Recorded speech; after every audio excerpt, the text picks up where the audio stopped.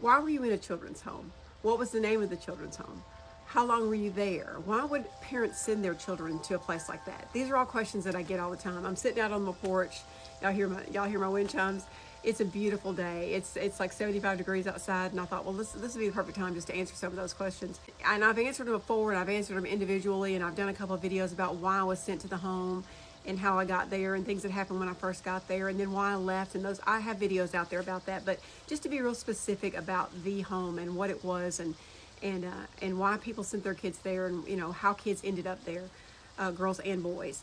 The name of the home was New Bethany Home for Girls and Boys. I start out saying girls because it started out as a girls' home. It was founded by Brother Mac Ford, and it was founded in 1971. Brother Mac had 7 daughters, and he was a missionary to Australia. And I think he believed, or I know he did because he said that he did, believed that God had, after he had all these daughters, that was God's way of showing him that he needed to open a girls' home. So even though he eventually did open a boys' home as well, his heart was in the girls' home. That was what his heart was. And I really do believe, I've said before, I really do believe that his heart was in the right place when he first started. He really did think that he was going to try to help girls. It's a fundamentalist, independent Baptist religion. That was what his religion was, and so it was very, very, very strict. So I got there in 1978, and I was orphaned there, I guess. My parents, they did not want my brother and I. They got divorced when I was about 3, and they each had their own new families, and my brother and I were just a burden to both families, and so we were sent back and forth. My dad just got tired of it, and his wife didn't want us to live with him anymore or come back anymore, so he just took us to the home. I've been through that. There's that stories out there about why we were there, but a lot of girls that were in the home and boys were there. They were court appointed. I don't know why, because the whole time that I was there was always this threat of the state shutting them down. Brother Mac was always preaching from the pulpit about how the state was coming in. We never knew. We had plans for how we were going to hide and what we were going to say if the state came in and tried to shut us down. And I say us because when I was there, I was so brainwashed into thinking that I was a part of that, So it was always strange to me that if they were always trying to shut us down, why a lot of times, girls were court appointed there. So girls would get in trouble, and I say in trouble, maybe they were, 12, 13, 14, 15 years old, found that they were drinking or doing some other thing that they shouldn't have been doing. And so either they would have to go to court and the court would appoint them to New Bethany, or parents who were involved with the fundamentalist independent Baptist religion, either from their church or they knew someone that would hear about the home, and they would, their girl or their boy were, like I said, getting in trouble for some reason. And I really think that the majority of parents that sent their kids there sent them there because they thought that this was going to be a help to them. Brother Mac, the way the home was funded was, I remember parents paid for their kids to be there, not mine. Mine, I didn't get anything, but they paid for them to be there, and then also the home was a mission for a lot of churches, and so we would go to different churches and sing and give our testimony and make it real emotional, so these churches would give, and they would send monthly donations to the home, and that's how the home was funded.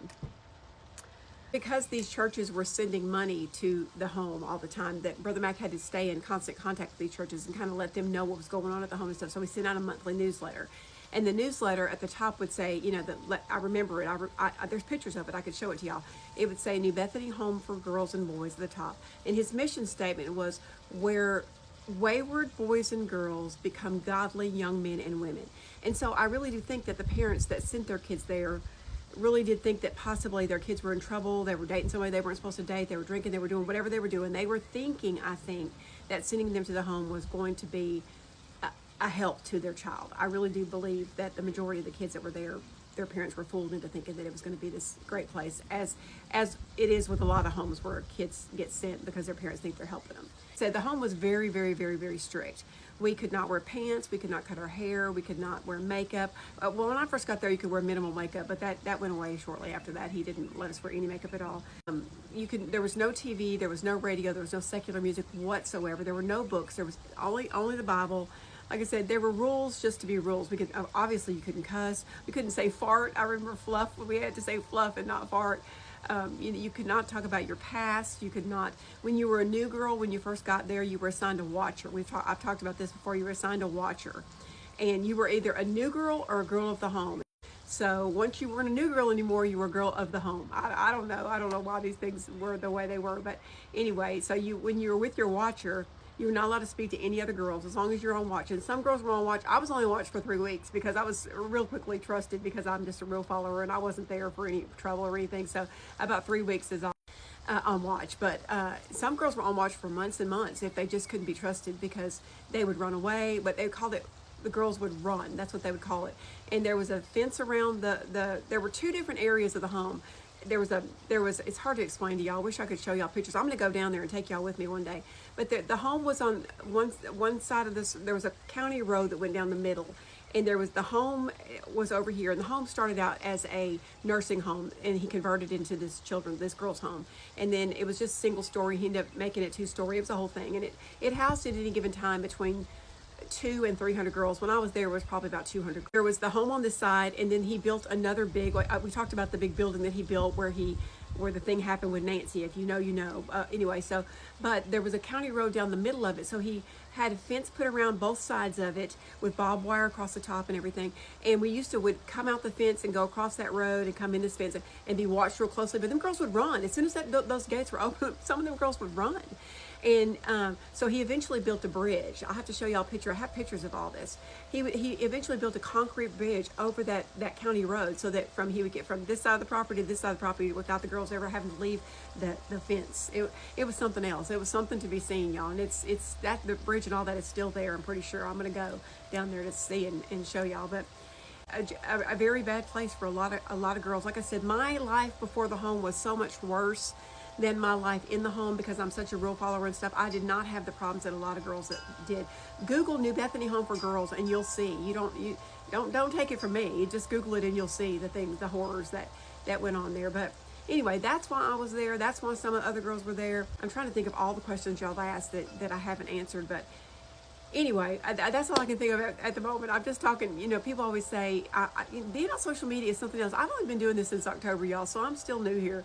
But I appreciate all of y'all following me and all the things. But I get in trouble all the time because people say I talk too fast, I talk too much, I don't cook enough, or I cook too much and don't tell enough stories. So I'm just constantly trying to find the balance here. And listen to me, hear me. I cannot slow down my talking. I can't. I'm 62 years old and I've been talking fast my whole life. My daddy used to call me motor mouth because I talk so fast when I was even little. So it's just who I am. I talk a lot and I talk fast. So I hope that answered some of y'all's questions. Feel free to ask more on here and I'll try to address them as I can. But that's the ones I could think of off the top of my head that have been asked most recently. So I thought I'd share that with y'all.